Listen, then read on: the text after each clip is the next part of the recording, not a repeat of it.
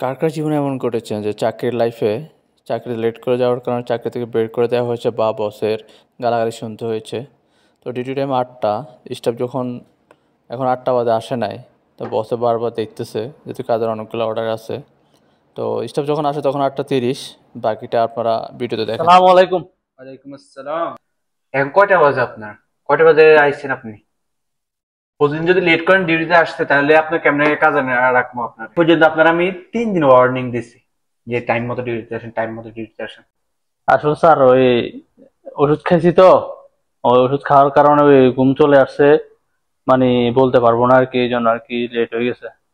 এই জন্য স্যার, এবারের জন্য ক্ষমা করে দেন, লাস্ট বার স্যার, প্লিজ স্যার, প্লিজ। খেলা যাই, আপনার আর লাগবো না, আপনি আর আসেন না, ঠিক আছে? আমি নতুন লোক রাখিয়ে দিছি, ঠিক আছে? আপনার আসা লাগবো না। ইয়াল্লা যান। রোমান, এদিকে আয়, এটা কার দেখে বার করে দে।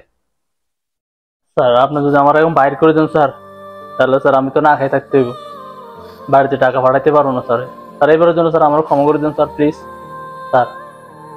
স্যার এবারের জন্য ক্ষমা করে, লাস্ট বার স্যার, আর বলিত না স্যার, আর দেরি হইতো না স্যার, প্রতিদিন এবার আগে আগে চলে আসবো sir, please sir. Sir please sir, sir please sir, sir sir.